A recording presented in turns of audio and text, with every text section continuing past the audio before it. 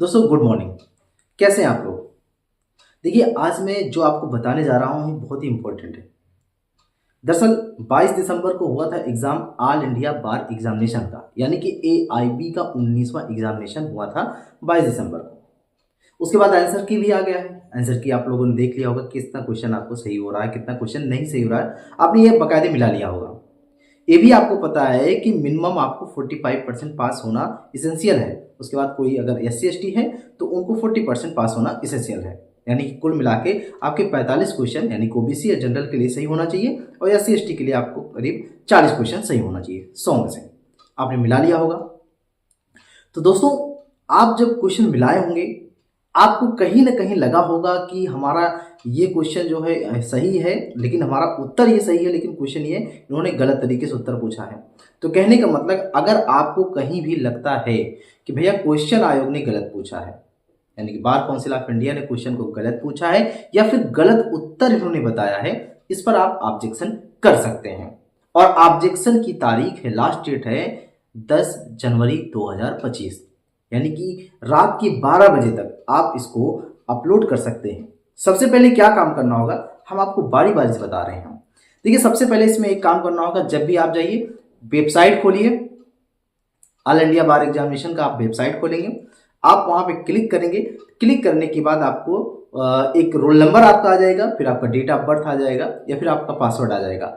आप उस पर डालेंगे। जैसे ही आप उस पर डालेंगे तो एक नया टैब खुल जाएगा और नया टैब खुलने के बाद आप उसमें क्या करना होगा कि जब नया टैब खुल जाएगा उसमें आपका जो क्वेश्चन होगा, यानी कि जो बुकलेट होगा आप बुकलेट डालिएगा, वो मार्कशीट है जो भी है आप वो डालिएगा। आप बुकलेट में जो नंबर क्वेश्चन का है आप उस क्वेश्चन नंबर को डालेंगे। कौन से क्वेश्चन रखना है, वही ध्यान रखना है कि जो क्वेश्चन आयोग ने गलत पूछा है उस क्वेश्चन नंबर को डालना है, वो क्वेश्चन भी डालना है, उसके ऑप्शन भी डालने हैं। ठीक है, कि ये क्वेश्चन आपको बताना कि ये क्वेश्चन आयोग ने गलत पूछा है।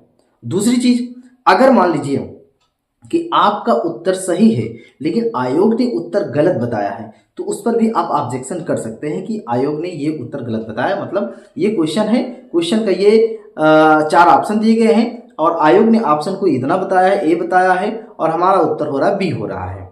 तो यहां पर भी ये प्रक्रिया हो सकती है। तो जैसे ही आप इसको करेंगे तो आपको फिर एक नए तरीके से भरना होगा। आप भरेंगे, भरने के बाद सबसे पहले क्या काम करना होगा कि जैसे भरेंगे आपको बुक रेफरेंस बताना होगा कि आपने किस बुक से पढ़ा है, तो वो बुक आपको वहां बताना होगा। आप बुक बताएंगे, फिर उसके बाद आपका बुक का टाइटल बताना होगा, यानी कि जिस बुक से आपने पढ़ा है उसका टाइटल आपको भी बताना पड़ेगा।